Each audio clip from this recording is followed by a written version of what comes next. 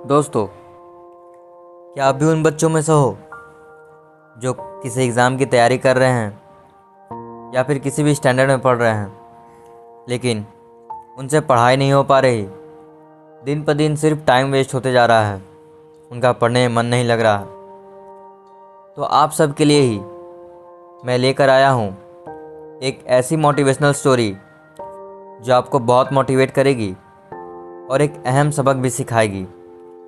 और अगर hard motivation चाहते हो तो इस वीडियो को लास्ट तक ज़रूर सुनना, आपको बहुत मोटिवेशन मिलेगी। सालों बाद घर की सफाई चल रही थी। घर की सफाई में एक पुराना फटा हुआ वॉलेट निकलता है। लड़का जब उस वॉलेट को देखता है तो उसे उसके पापा की याद आने लगती है। खैर, पापा तो अब इस दुनिया में नहीं हैं। चलो एक बार उनका वॉलेट खोल कर देखता हूँ, थोड़ा दिल को सुकून मिलेगा। यही सोचकर वो लड़का अपने पिता के वॉलेट को खोलता है तो उसे सबसे पहले अपने बचपन की फ़ोटो दिखती है। उसकी अगले वाले खोचे में एक बड़ी सी पर्ची होती है। लड़का उस पर्ची को निकाल कर पढ़ता है तो उसकी आंखें नम हो जाती है। आखिर ऐसा क्या था उस पर्ची में? उस पर्ची के साथ 3-4 पर्चियाँ और थीं। वो पहली पर्ची को पढ़ता है जिसमें जिन जिन रिश्तेदारों के कर्ज थे और जितना उधार चुकाना था ब्याज के साथ, वो सब उस पर्ची में लिखा था। दूसरी पर्ची में उस लड़के का कॉलेज एप्लीकेशन था जिसमें उसके पिता ने उसकी फाइनल ईयर की फ़ीस भरने के लिए 7 दिनों की मोहलत मांगी थी, क्योंकि उसी दौरान उनके घर से 65,000 रुपये और कुछ गहने चोरी हो गए थे। तीसरे पर्ची में उसके पिता की पुरानी स्कूटी का पेपर था जिसे वो दिलो जान से चाहते थे, मगर सिर्फ अपने बेटे की कॉलेज फ़ीस के चलते उन्होंने अपनी स्कूटी बेच दी और बाकी के कुछ पैसे किसी आदमी से उधार 10 रुपये ब्याज पर लेने पड़े। चौथी पर्ची में पुरानी कोठरी के कागजात थे जो बिक चुकी थी। जब उस लड़के के माँ का ऑपरेशन होना था, लेकिन उनके पास ऑपरेशन के लिए पैसे नहीं थे। ये देखकर उस लड़के की आंखों से एक बूंद आंसू गिरने लगे। तब उस लड़के की पत्नी आती है और उन पर्चियों को देखकर समझ जाती है कि शायद उसे अपने पिता की याद आ रही होगी। इस पर उस लड़की की पत्नी कहती है, आज बड़े दिनों बाद अचानक ऐसा क्या याद आ गया कि इतने आंसू निकल आए तुम्हारे? तभी वो लड़का भारी दिल के साथ कहता है कि कभी मुझे दिखा ही नहीं कि मेरे पिता किस दर्द से गुजर रहे थे। कॉलेज की फाइनल ईयर में जो हमारे घर पर चोरी हुई थी वो किसी और ने नहीं, मैंने ही की थी, सिर्फ बाइक खरीदने के लिए। और यहाँ कर्ज पर कर्ज बढ़ता रहा और मेरे पिता अंदर ही अंदर घुटते रहे। मैं हमेशा उन्हीं को कोसता रहा कि उन्होंने मेरी एक भी इच्छा पूरी नहीं की। न मेरे दूसरे दोस्तों की तरह नए कपड़े ला के दिए, न कोई खिलौना दिलाया, जबकि मुझे शहर के सबसे बड़े स्कूल में पढ़ने के लिए पैसे नहीं थे उनके पास।